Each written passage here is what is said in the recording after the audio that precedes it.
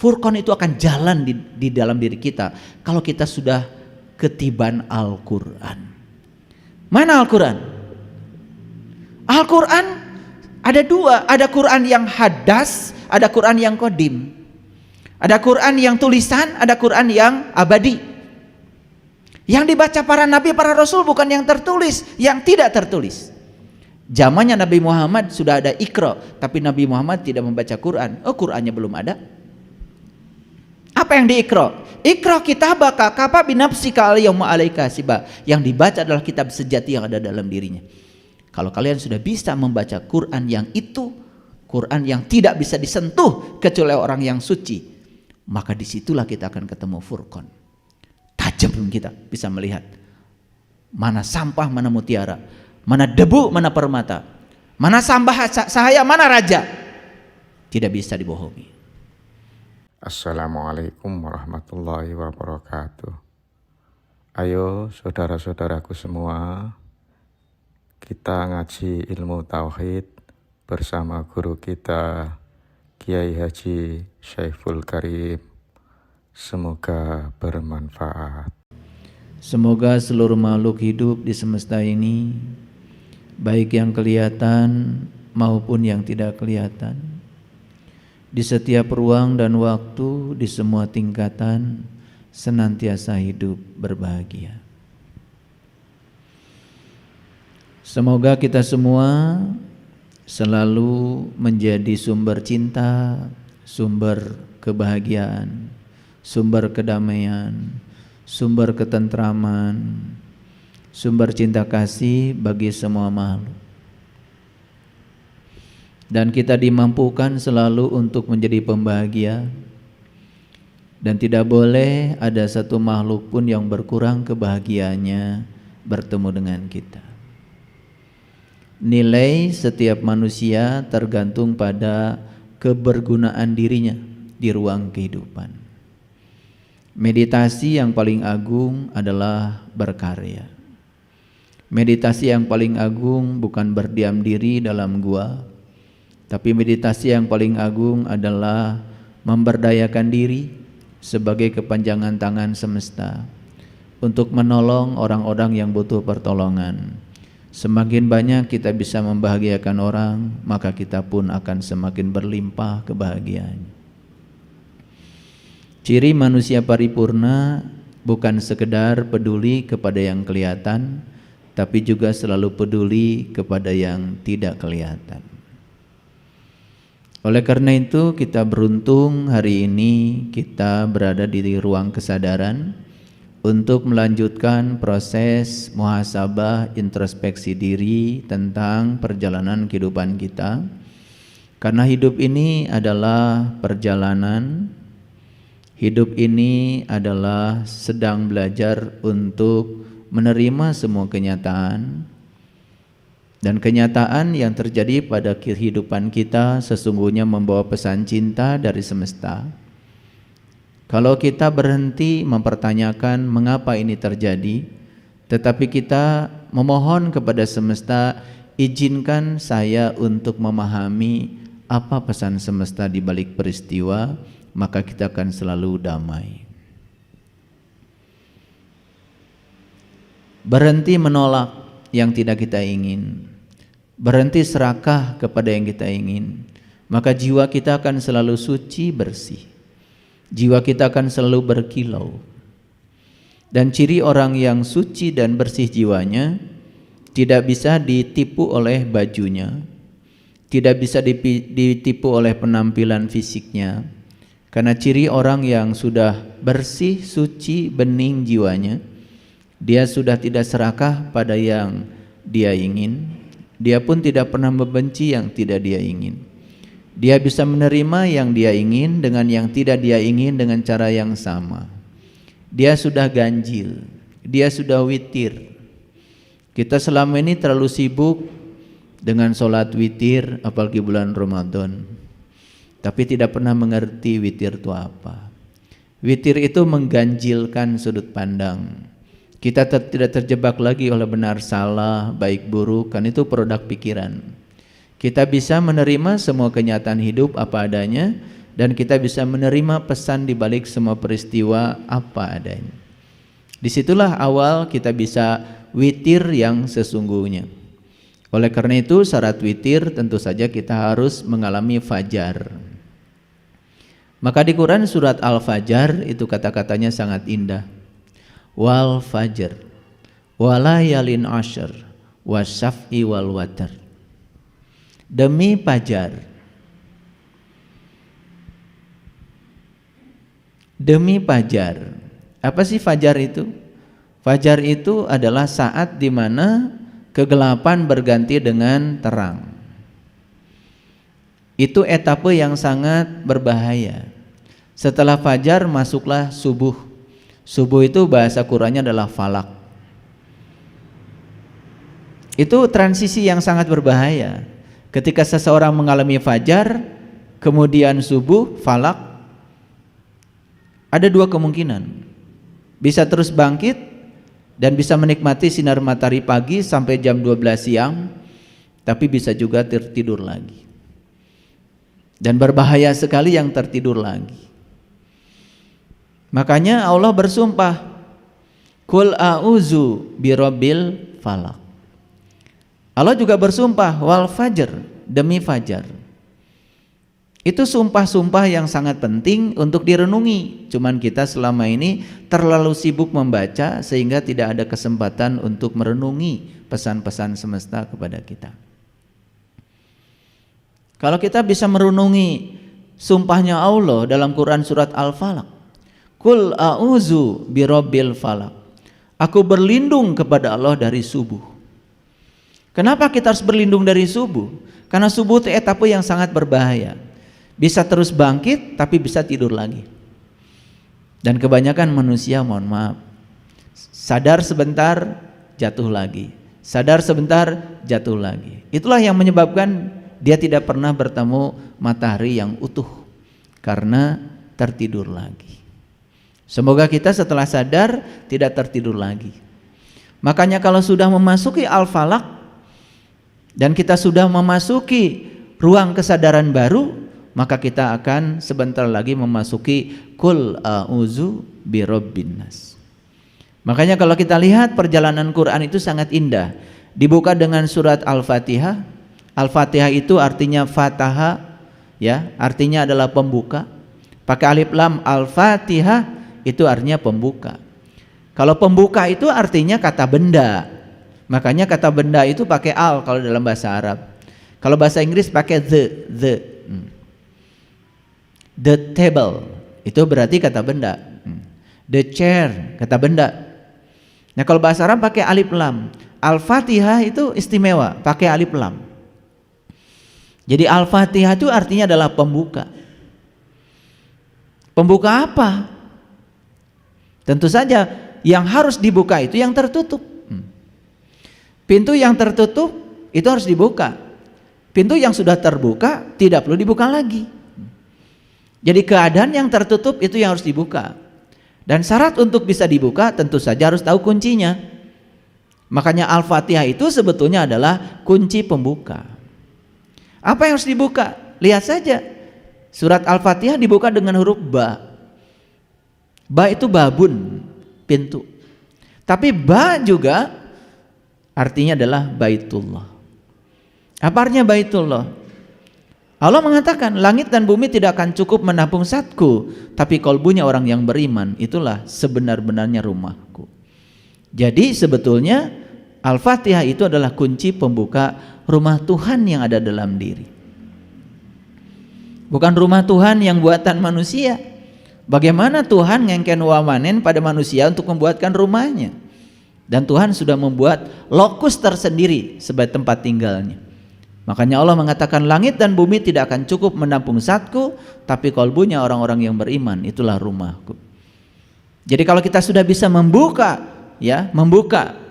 ketertutupan diri dengan Al-Fatihah, makanya Al-Fatihah itu 7 ayat. Dan angka 7 itu angka yang sangat spesial. 7 kali tawaf, 7 kali sa'i, 7 batu melempar jumroh. Di balik angka 7 itu luar biasa. 17 Ramadan belakangnya 7. 27 Rajab, Isra Mi'raj belakangnya juga 7. Kalau kita bisa jamaah bersama Allah, Itu juga 27. Di belakang angka 7 itu banyak sekali rahasianya. Beruntung mereka yang sudah menemukan rahasia itu. Karena yang sudah menemukan rahasia itu, dia akan bisa melihat semesta dalam dirinya. Dan siapa yang sudah menyaksikan semesta dalam dirinya, berarti dia sudah menemukan kebenaran. Sehingga ada transisi iman dari ilmu yakin naik menjadi ainul yakin, naik menjadi hakul yakin, dan puncaknya menjadi isbat al yakin. Isbat itu sudah jadi nama hari, namanya Sabtu. Sabtu itu hari isbat, hari keteguhan, harinya orang yang sudah mendapatkan petunjuk. Makanya kita sering salah, hari Sabtu adalah harinya umat Yahudi. Padahal Yahudi itu bahasa Arab dari kata hadu. Hadu itu orang yang dapat petunjuk. Jadi orang yang dapat petunjuk udah memasuki isbat. Setelah memasuki isbat, jangan keluar lagi dari isbat. Maka siapa yang melanggar hari isbat, ya fi sabti dalam bahasa Quran, maka aku akan jadikan dia kera yang hina. Sama jari-jarinya 10, sama kakinya 2, tetapi dia dalam pandangan semesta bukan lagi sebagai manusia, tetapi kera yang amat hina. Itulah pentingnya, begitu kesadaran sudah muncul jangan tidur lagi. Begitu kesadaran muncul tidur lagi, maka kita kehilangan al-falak. Begitu al-falak sudah lepas dari diri kita, kita tidak akan mendapatkan an-nas. Kita tidak akan menjadi manusia. Makanya lihat Quran itu dibuka dengan Al-Fatihah, masuk Al-Baqarah. Al-Baqarah dibuka dengan satu pernyataan yang sangat indah. Alif Lam Mim. Alif Lam Mim itu pengalaman spiritual, tidak bisa dijelaskan. Jadi kalau ingin mengerti Alif Lam Mim, ya harus dibimbing untuk bisa mengalami langsung Alif Lam Mim. Jadi Alif Lam Mim tidak dijelaskan. Karena kalau saya jelaskan, itu tidak akan nyampe pengalaman rasanya. Kalau saya menjelaskan rasanya kopi, berhari-hari juga kalian tidak akan mengerti rasa kopi. Tapi kalau saya bagikan semuanya secangkir kopi, dan kalian akan mengatakan, oh begini ya rasa kopi. Cukup. Selesai, tidak ada penjelasan lagi. Karena agama itu urusan rasa, spiritual itu urusan rasa. Kalau semua harus dijelaskan, ya jelas dong itu bohong. Semua penjelasan itu opini, semua penjelasan itu persepsi. Dan yang paling penting itu bukan persepsi, tetapi kebenaran. Kebenaran adalah pengalaman. Makanya Nabi Muhammad mengatakan malam yazuk lam ya'rib, yang gak ngalamin gak akan paham. Jadi paham itu harus dari pengalaman, bukan dari membaca. Karena membaca itu hanya memindahkan pengetahuan ke otak. Bahkan ketika pengetahuan dipindahkan ke otak, karakter setiap orang itu akan muncul kalau tidak bisa menggunakan pengetahuan itu. Makanya orang yang banyak pengetahuan tetapi pengetahuannya tidak menolong dirinya, maka karakter dirinya itu akan muncul. Yang karakter singa akan wujud menjadi singa, yang karakter anjing akan mewujud menjadi karakter anjing, yang karakter monyet akan mewujud menjadi karakter monyet. Justru ya, binatang yang sangat luar biasa dalam dirinya akan terbangunkan dengan pengetahuan yang dijejali di otak kita, tetapi kita tidak mengalaminya dan merasakannya. Itu sangat berbahayanya kalau ngaji terlalu banyak pengetahuan. Walaupun pengetahuan adalah dasar kebenaran, jadi ada 5 dasar kebenaran.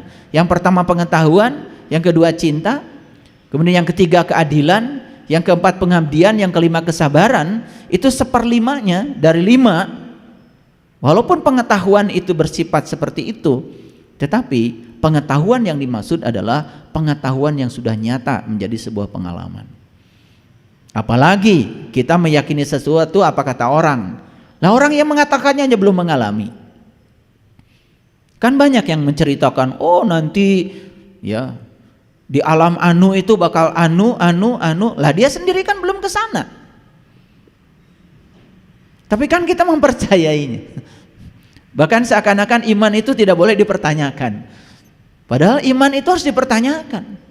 Karena tidak mungkin bisa mengimani apa isi air di gelas saya ini kalau tidak mempertanyakan. Kalau saya bilang, gelas ini isinya susu, jangan percaya sama saya. Buktikan dulu kalau isinya susu. Betul nggak? Jadi jangan percaya sama omongan saya kalau belum bukti. Karena yang saya sampaikan di sini ini adalah ya semacam narasi untuk membuka pikiran. Ini bukan pencerahan ini. Ini juga bukan santapan ruhani. Jangan konyol. Ruhani itu wujudnya nur. Nur itu makanannya nur. Santapan ruhani ketika ruh kita memakan nur. Bukan nur yang ini, tapi nur ala nurin. Itu santapan ruhani. Kapan itu terjadi? Saat kita bisa mengetahui cara makannya, tahu mana mulut ruhani kita dan tahu makanannya. Itu yang disebut dengan hidangan dari langit. Itu yang disebut dengan hari raya itu. Nah, dalam bahasa Quran ada doa yang sangat bagus. Allahumma rabbana anzil alaina ma'idatan minas sama'i takunu lana id. Ya Allah, turunkan hidangan dari langitmu, yang turunnya hidangan itu merupakan hari raya bagiku. Jadi hari raya itu saat turunnya hidangan dari langit. Kapan itu terjadi? Saat ruh kita yang berwujud nur itu bisa mendapatkan nur. Itu namanya santapan rohani. Kalau ini santapan pikiran. Kan selama ini asal ngaji disebut santapan rohani. Begitu disuguhi makanan, santapan jasmani. Dua-duanya santapan jasmani. Baik ngaji kayak gini maupun makan nasi timbel sama. Ini belum santapan rohani, jangan GR dulu. Habis apa kamu? Tadi pengajian. Ngaji apa? Santapan rohani. Padahal ini baru santapan pikiran. So pikirannya terbuka. Baru itu aja. Belum kemana-mana ini, belum. Jadi belum kemana-mana ya. Jadi jangan GR. Belum kemana-mana. Dan saya tidak menawarkan pahala di sini. Karena saya tidak punya pahala. Saya juga nggak ngerti pahala itu apa. Saya cuma percaya orang yang datang ke sini karena ingin tahu, ingin berubah, ingin cerdas, ingin waras, itu aja. Dan saya memberikan kajian ini ya untuk orang-orang yang ingin dewasa, itu aja. Ingin berubah, ingin bahagia, ingin merdeka hidupnya. Kalau kita ngaji saja ke sini masih mikirin pahalanya apa, satu langkah sekian pahalanya. Makanya supaya pahalanya banyak, muter-muter dulu sebelum nyampe di sini. Di sini tidak ada tawaran untuk itu. Ya mau ngaji boleh, nggak ngaji juga boleh.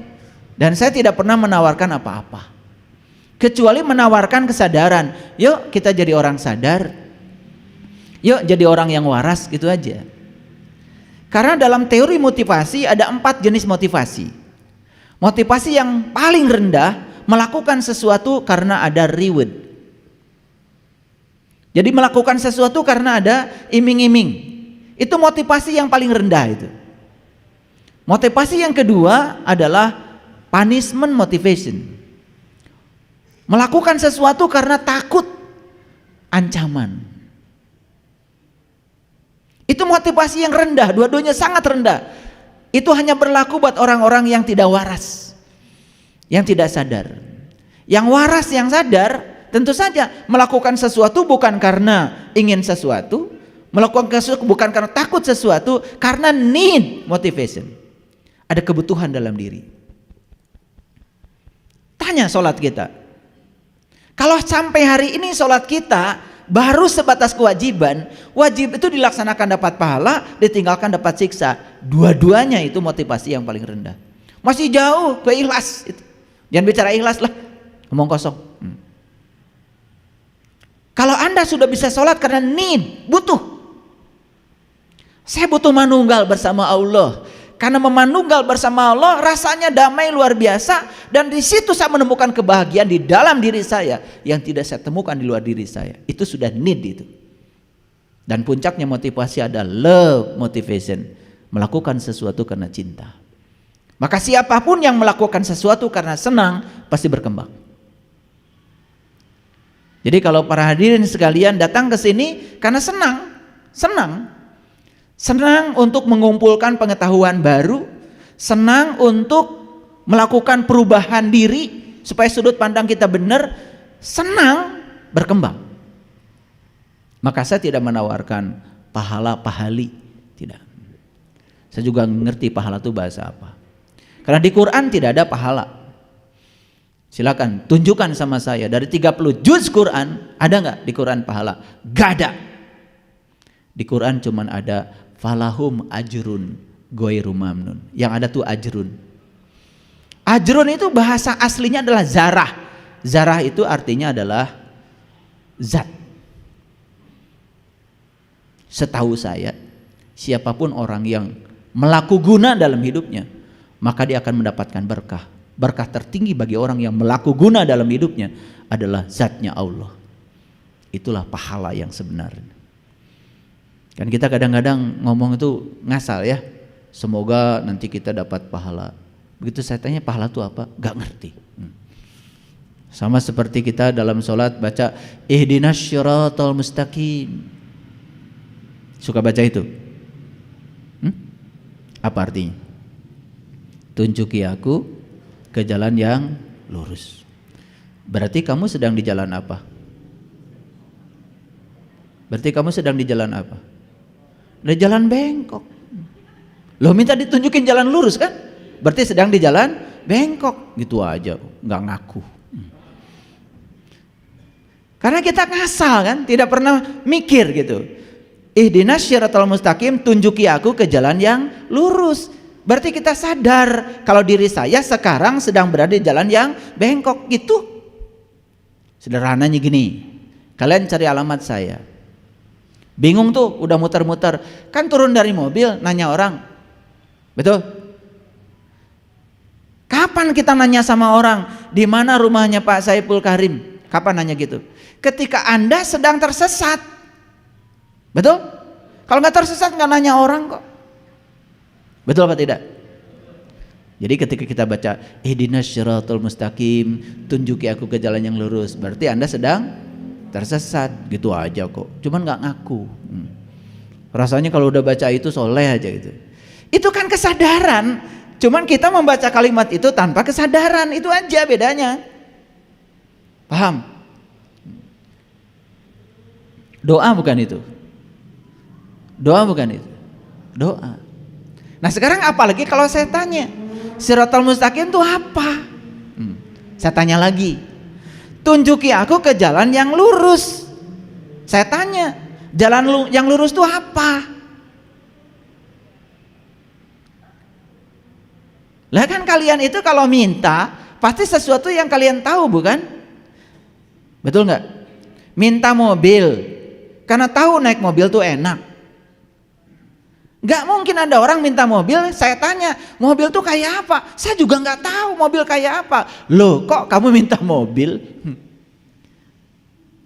Jadi sama saja kita minta ditunjukin ke jalan yang lurus, tapi sampai hari ini kita gak ngerti jalan yang lurus itu apa. Betul apa tidak? Ngasal aja kita tuh ngomong. Makanya pantas kalau Allah juga bingung. Allah sih gak pernah bingung. Cuman Allah cuman bingung aja gitu. Ini maunya apa? Sama anak kecil udah ngegogoleran ya di halaman rumah minta sesuatu pada kita, tapi kita pun nggak ngerti yang diminta anak itu. Gogolerannya sudah berapa jam? Kan orang tua bingung. Jadi jangan bingung, bikin bingung Allah deh. Ayo, yang suka mengucapkan ihdinas siratal mustaqim, tahu siratal mustaqim itu apa? Kan nggak tahu. Padahal orang tua kita sudah ngasih tahu Siratal Mustaqim itu simboliknya rambut dibelah 7. Itu simbolik, itu bahasa mutasabihat. Rambut dibelah 7, lagi-lagi keluar angka 7 kok. Surat Al-Fatihah 7 ayat. Tawaf 7 putaran, sa'i munan marin sopa dan wah 7 juga. Melempar setan katanya dengan batu 7 juga. Sembari nggak ngerti setannya yang mana. Emang setan itu takut sama batu gitu? Setan banyak tukang batu kok. Paham? Ya ini asal kita tuh selama ini ngasal. Makanya saya bilang selamat datang di ruang kesadaran. Supaya kita sadar, oh selama ini saya minta sesuatu ternyata saya juga nggak ngerti yang saya minta. Itulah yang disebut dengan terjebak rutinitas bertahun-tahun. Merasa paling soleh aja. Kalau udah pakai baju gini, kalian udah pakai peci putih-putih, wah udah semua salah aja, yang benar kamu. Nah di sininya nggak ada. Kalau ditanya argumennya apa juga nggak ngerti. Saya eksperimen ya, saya melakukan riset karena saya ilmuwan.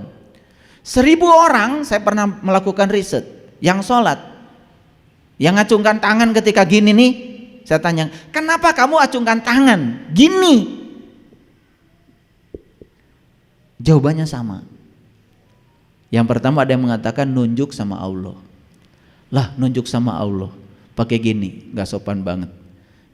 Kita aja kalau nunjuk rumah tetangga, di mana rumahnya Ibu Iman, sebelah sana. Kalau itu nunjuk sama Allah kan bisa, harusnya dibebaskan dong. Saya ingin nunjuk sama Allah lebih sopan lagi. Asyhadu an la ilaha illallah.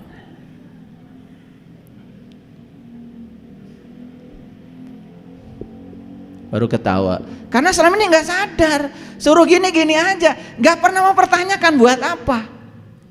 Padahal ini luar biasa, luar biasa. Ada lagi saya tanya di riset saya, nih riset. Oh berarti itu bukan nunjuk sama Allah. Iya. Oh itu menyatakan Allah satu. Kalau menyatakan Allah satu harusnya bebas. Boleh gini, yang penting satu kan. Boleh gini kan, yang penting satu kan. Kenyataannya nggak boleh. Selesai semua di situ, mereka bingung. Terus buat apa? Gak saya kasih tahu, enak aja. Biar bingung. Itu ilmu tinggi itu, ya. Tapi kalau kalian mempertanyakan itu, dan kenapa ini diacungkan tepat pada saat baca syahadat, terus ada hubungannya apa ini dengan syahadat? Itu luar biasa. Kalian bisa menemukan pusat semesta dalam diri kalian kalau mau belajar. Dan saya tidak mengajarkan di sini. Karena topik kita bukan itu hari ini. Ini Kapita Select aja supaya kalian pikirannya terbuka. Paham sampai di sini? Nah, makanya Syiratal Mustaqim itu apa? Quran menjawab. Syiratal Mustaqim itu adalah syiratal lazina an'amta alaihim. Jalannya orang yang dapat nikmat. Harusnya kan nanya lagi, siapa orang yang dapat nikmat ya Allah? Jangan GR dulu. Rumahmu baru, nikmat. Duitnya banyak, nikmat. Makan enak, nikmat. Semua yang bersifat jasmaniah itu bukan nikmat, itu enak. Bedain nikmat dengan enak aja bertahun-tahun gak lulus. Bedakan senang dengan bahagia aja gak ngerti. Kalau kita punya rumah baru itu bukan bahagia, itu senang. Karena kalian mendapat. Bahagia justru melepaskan. Beda. Kalau senang itu mendapat, kalau bahagia itu melepaskan.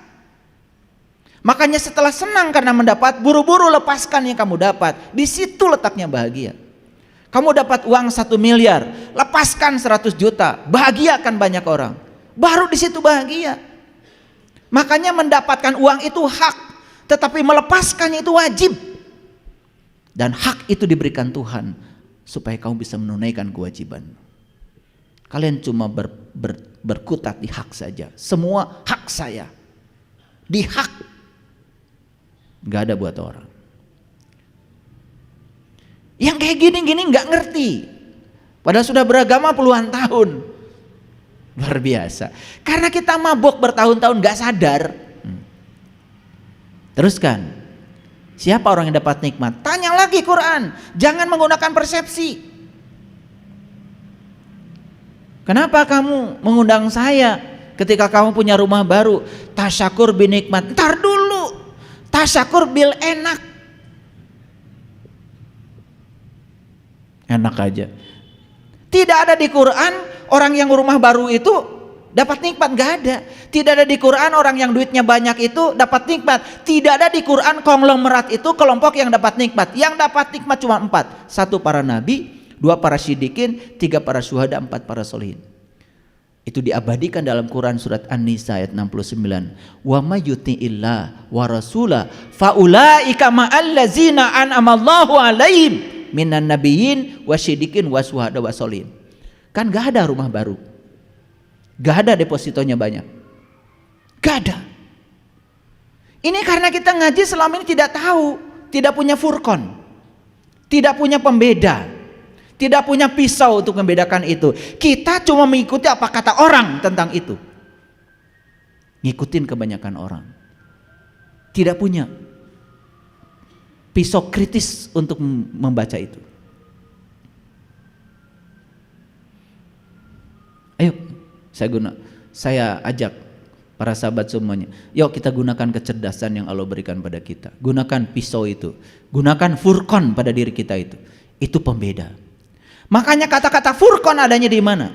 Adanya di Quran surat Al-Baqarah. Syahrul Ramadan unzila fihil Quran hudal linnas wa bayyinatin minal huda wal furqan.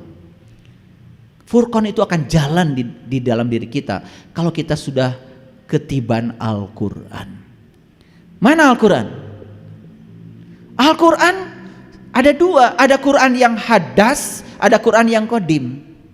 Ada Quran yang tulisan, ada Quran yang abadi. Yang dibaca para nabi, para rasul bukan yang tertulis, yang tidak tertulis. Zamannya Nabi Muhammad sudah ada Iqra, tapi Nabi Muhammad tidak membaca Quran. Oh, Qurannya belum ada. Apa yang di Iqra? Iqra kitabaka kafa binafsika al-yawma 'alaika hasiba. Yang dibaca adalah kitab sejati yang ada dalam dirinya. Kalau kalian sudah bisa membaca Quran yang itu, Quran yang tidak bisa disentuh kecuali orang yang suci, maka disitulah kita akan ketemu furqan. Tajam kita bisa melihat mana sampah, mana mutiara, mana debu, mana permata, mana sampah sahaya, mana raja. Tidak bisa dibohongi. Maaf ya, saya apalagi kalau udah mau membantu orang dibuka mata kalbunya, transparan sekali. Siapa kamu? Apa yang kamu lakukan? 1000 tahun yang lalu kamu di mana? Itu tergambar jelas. Jadi furqan itu bisa hidup dalam diri kita kalau kita sudah ketiban Quran sejati. Itu yang harus kita iqra setiap saat. Dan kalau kita bisa iqra di level itu, janji Allah apa? Allazi 'allama bil qalam, 'allamal insan malam yalam. Aku akan mengajar kamu dengan penaku sendiri, dan aku akan mengajarkan kamu apa yang kamu tidak tahu. Diperjelas oleh Nabi Muhammad dalam sebuah hadis. Lakukan saja apa yang kamu tahu, maka semesta akan mengajarkan apa yang kamu tidak tahu. Itu cara pintar tuh begitu. Sehingga masuklah dalam dimensi baru, pintar tanpa belajar, cerdas tanpa berlatih. Selalu terhubung kita dengan alam tinggi, resonansi dengan alam tinggi. Jadi tubuh kita itu seperti radio, apapun yang dipancarkan dari sana, ketika kita tune in, disamakan frekuensinya. Semua berita dari sana bisa ditangkap di sini. Jadi Allah tuh sekarang siaran setiap saat, dan Allah tuh mengajarkan sesuatu setiap saat. Cuman radio kita satu baterainya sudah lemah, yang kedua tidak pernah di-on-kan, yang ketiga tidak pernah dicunin, frekuensinya nggak pernah disamakan. Kapan bisa resonan? Karena syarat untuk terdengar pemancar di sana dengan radio kita itu harus disamakan frekuensinya. Begitu sama, dek frekuensinya. Dangdut sampainya dangdut, jazz sampainya jazz. Orang ngomongin apa sampai di telinga kita. Seperti itu sebetulnya mekanismenya wahyu. Seperti itu sebetulnya mekanismenya wahyu. Makanya wahyu sebetulnya adalah getaran-getaran ilahi. Dan getaran-getaran ilahi itu energi. Energi itu frekuensi. Energi itu vibrasi. Dan semua yang di semesta ini sebetulnya vibrasi. Semua itu energi. Cuman kita nggak ngerti. Nggak ngerti. Mengabaikan semuanya. Lihat saya semuanya. Ini materi kelihatannya. Tapi asal muasal tubuh saya energi. Dari mana ini tercipta? Dari semua saripati semesta. Perpaduan antara api dari matahari, saripati dari tanah, saripati air, saripati udara, menyatu gulung manunggal dalam makanan yang saya makan, mewujud menjadi tubuh saya. Jadi semuanya juga asal muasalnya energi. Dan nanti akan lepas semua, kembali menjadi energi. Makanya energi tidak bisa diciptakan, tidak bisa dimusnahkan, hanya berubah bentuk dari satu bentuk ke bentuk yang lain. Disebut saja hukum kekekalan energi.